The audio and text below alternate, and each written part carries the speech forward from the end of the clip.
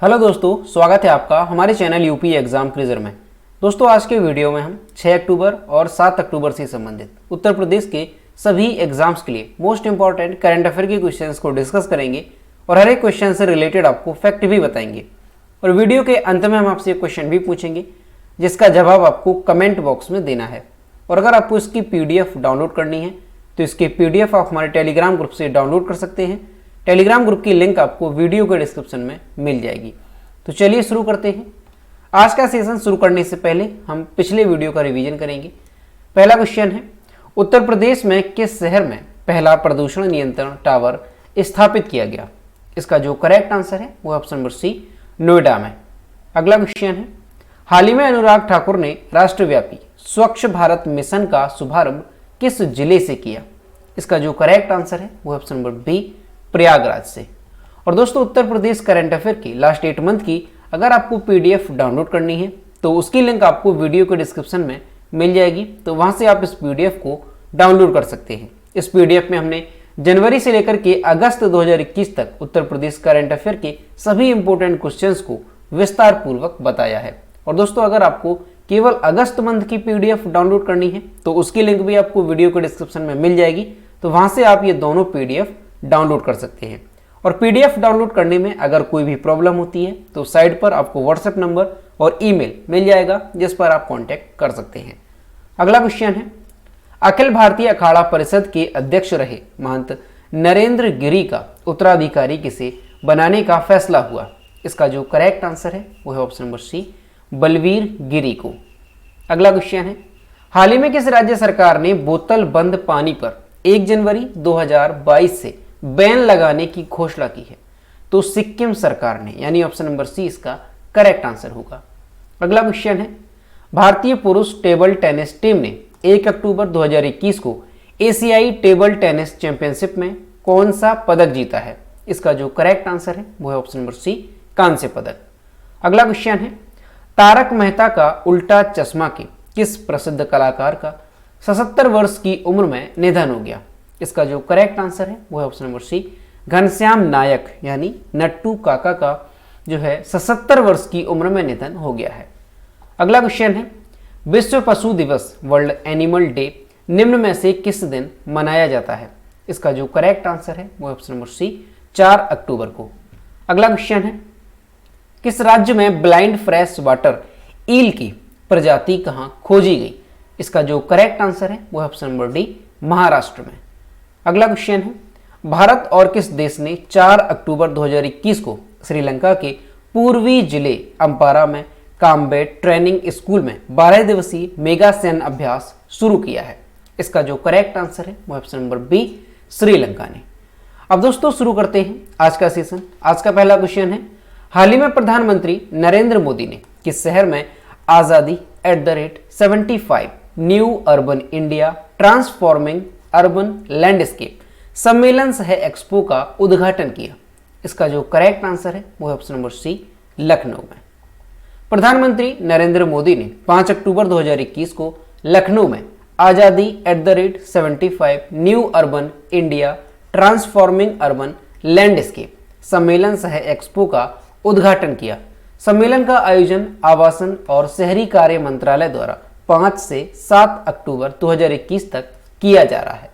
इस दौरान प्रधानमंत्री ने उत्तर प्रदेश के 75 जिलों के 75,000 लाभार्थियों को प्रधानमंत्री आवास योजना शहरी के तहत जो है घरों की चाबियां सौंपी और उत्तर प्रदेश की योजना के लाभार्थियों से बातचीत भी की।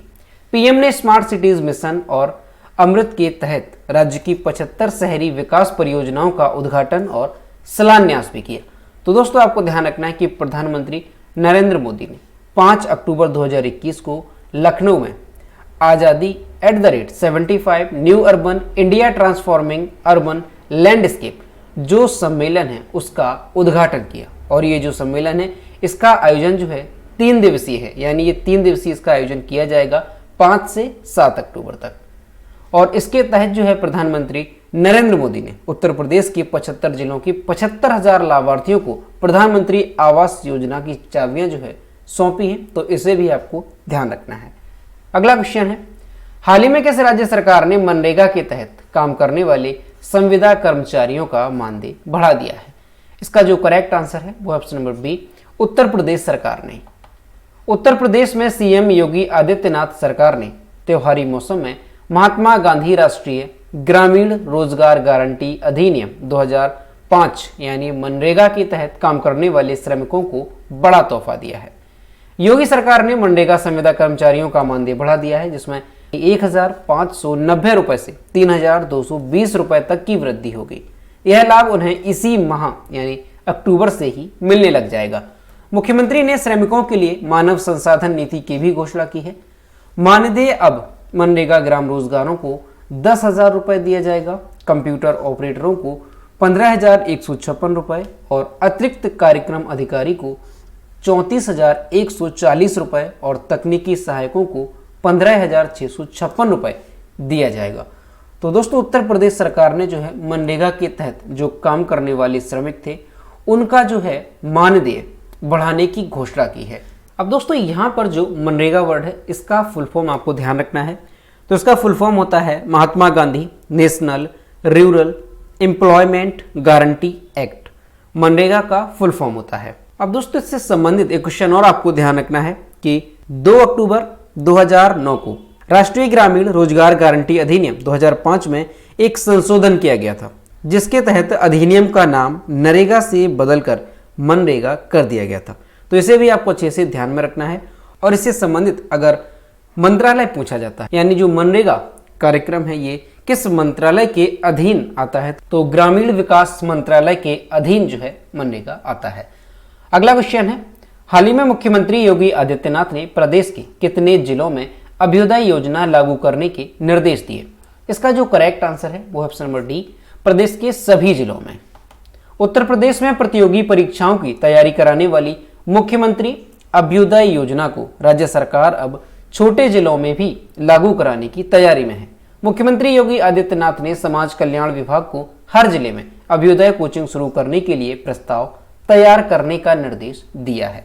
तो दोस्तों आपको ध्यान रखना है कि उत्तर प्रदेश सरकार की जो अभ्युदय योजना है इसे जो है मुख्यमंत्री योगी आदित्यनाथ ने प्रदेश के सभी जिलों में लागू करने के निर्देश दिए हैं। और दोस्तों ये जो अभ्युदय योजना है ये है क्या, तो इसके तहत ऐसे छात्र जो पढ़ने के इच्छुक हैं लेकिन उनके पास आर्थिक की कमी है, धन की कमी है, तो उन्हें जो है इस योजना के तहत फ्री में मुफ्त में कोचिंग कराई जाती है।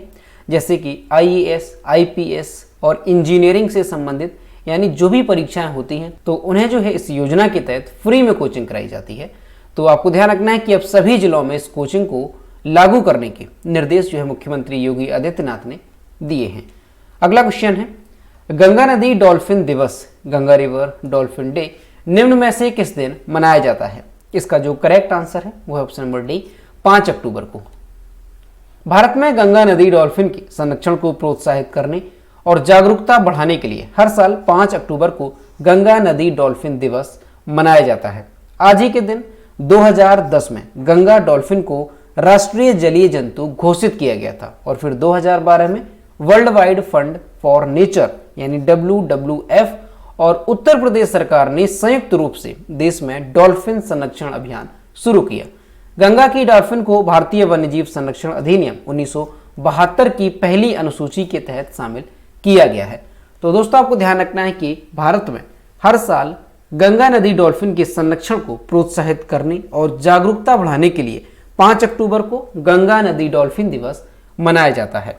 और दोस्तों ये जो डॉल्फिन मछली है इसे जो है राष्ट्रीय जलीय जंतु घोषित कब किया गया था, तो इसे भी आपको ध्यान रखना है। तो 2010 में गंगा डॉल्फिन को जो है राष्ट्रीय जलीय जंतु घोषित किया गया था और फिर 2012 में जो है world wide fund for nature और उत्तर प्रदेश सरकार ने संयुक्त रूप से देश में डॉल्फिन संरक्षण अभियान भी शुरू किया। तो इसे भी आपको ध्यान रखना है। अगला क्वेश्चन है, वर्ष 2021 में किसे फिजियोलॉजी या मेडिसिन में नोबेल पुरस्कार दिया गया? इसका जो करेक्ट आंसर है वो ऑप्शन नंबर सी, ए और बी दोनों यानी अर्डेम पटपोटियन और डेविड जूलियस वर्ष 2021 का फिजियोलॉजी या मेडिसिन के क्षेत्र में नोबेल पुरस्कार दिया गया है। अब दोस्तों इन्हें किस खोज के लिए नोबेल पुरस्कार दिया गया है? तो तापमान और स्पर्श के लिए रिसेप्टर्स की उनकी खोजों के लिए डेविड जूलियस और अर्डेम पटपोटियन को फिजियोलॉजी या मेडिसिन में नोबेल पुरस्कार 2021 सम्मान से सम्मानित किया गया। डेविड जूलियस कैलिफोर्निया विश्वविद्यालय के त्वचा के तंत्रिका तंत्र के विशेषज्ञ हैं और आर्डेम पटपोटियन हार्वर्ड ह्यूजेस मेडिकल इंस्टीट्यूट में दबाव एवं संवेदनशील कोशिकाओं के अध्ययन के विशेषज्ञ हैं। अब दोस्तों, जो नोबेल पुरस्कार विजेता होते हैं उन्हें 10 मिलियन स्वीडिश क्राउन यानी 1.15 मिलियन डॉलर की राशि के साथ स्वर्ण पदक दिया जाता है। यह सम्मान स्वीडिश आविष्कारक अल्फ्रेड नोबेल की याद में दिया जाता है। तो दोस्तों, आपको ध्यान रखना है, ये क्वेश्चन मोस्ट इंपॉर्टेंट है कि वर्ष 2021 का फिजियोलॉजी या मेडिसिन के क्षेत्र में नोबेल पुरस्कार किसे दिया गया है। तो ध्यान रखना है, डेविड जूलियस और आर्डेम पटपोटियन, इन्हें जो है 2021 का मेडिसिन के क्षेत्र में नोबेल पुरस्कार दिया गया है। अब दोस्तों, ये जो नोबेल पुरस्कार है इसकी शुरुआत जो है 1901 में की गई थी। किसकी याद में की गई थी? तो स्वीडन के वैज्ञानिक अल्फ्रेड नोबेल की याद में इसकी शुरुआत की गई थी। और ये जो पुरस्कार है ये 6 क्षेत्रों में दिया जाता है। कौन कौन से? तो शांति, साहित्य, भौतिकी, रसायन, चिकित्सा विज्ञान और अर्थशास्त्र के क्षेत्र में ये पुरस्कार दिया जाता है। और ये जो पुरस्कार है ये विश्व का सर्वोच्च पुरस्कार है, तो इसे भी आपको ध्यान रखना है। अगला क्वेश्चन है, हिंदी एवं गुजराती की 300 फिल्में और रामायण में रावण का किरदार निभाने वाले किस कलाकार का 82 वर्ष की उम्र में निधन हो गया? इसका जो करेक्ट आंसर है वो option number D, Arvind Trivedi का। और यहाँ पर आप इमेज में देख सकते हैं, ये है अरविंद त्रिवेदी जिन्होंने रामायण में रावण का किरदार निभाया था। तो इनका जो है अभी हाल ही में निधन हो गया है। लोकप्रिय सीरियल रामायण में रावण का किरदार निभाने वाले एक्टर अरविंद त्रिवेदी का निधन हो गया। वे 82 साल के थे।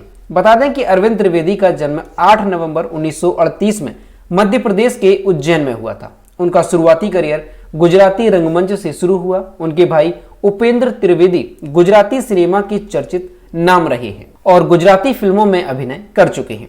हिंदी के पॉपुलर शो रामायण से घर घर पहचान बनाने वाले लंकेश यानी अरविंद त्रिवेदी ने लगभग 300 हिंदी और गुजराती फिल्मों में अभिनय किया था।